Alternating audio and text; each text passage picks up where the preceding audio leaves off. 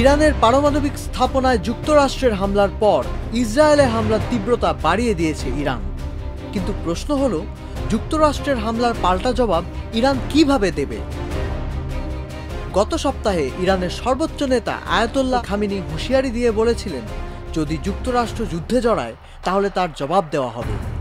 Khamenei বলেন, আমেরিকানরা যেন বুঝে নেয় যে কোনো সামরিক হস্তক্ষেপ তাদের এমন ক্ষতি করবে যা কখনো পূরণ করা যাবে না।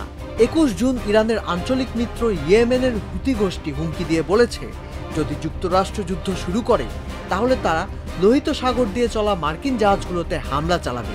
এই ধরনের বক্তব্যের পর ধারণা করা যায়, মধ্যপ্রাচ্যে মার্কিন ঘাঁটি ও নাগরিকরা এখন সম্ভাব্য লক্ষ্যবস্তুতে পরিণত হতে পারে।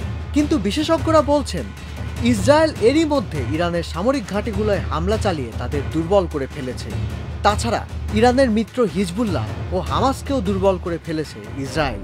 তবুও ইরান এখনও বড় ধরনের ক্ষতি করার সক্ষমতা রাখে। ইরান হুমকি দিয়েছে তারা মার্কিন ঘাঁটিগুলোকে টার্গেট করবে, ফলে গুরুত্বপূর্ণ সামুদ্রিক রুটেও হামলা করতে পারে, যা বিশ্ববাজারে অস্থিরতা তৈরি করতে পারে। যুক্তরাষ্ট্রকে সাহায্য করছে এমন দেশগুলোর স্থাপনাকেও টার্গেট করতে পারে ইরান। আর এমন হলে গোটা অঞ্চলে যুদ্ধ ছড়িয়ে পড়ার ঝুঁকি আছে। তবে মার্কিন যুক্তরাষ্ট্র ইতিমধ্যে ইঙ্গিত দিয়েছে, আপাতত তাদের সামরিক অভিযান শেষ এবং তারা তেহরানে সরকার পতনের চেষ্টা করছে না। আর এতে প্রতিশোধের মাত্রা সীমিত রাখতে উৎসাহিত হতে পারে ইরান।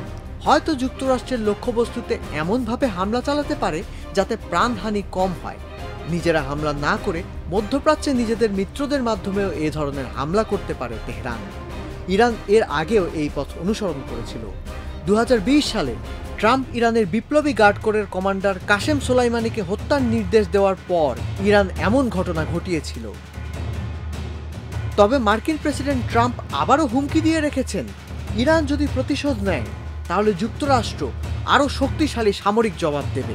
ফলে মধ্যপ্রাচ্যে এই সংঘাত আরও বাড়বে নাকি এর সমাপ্তি ঘটবে, এই প্রশ্ন এখন সবার মনে।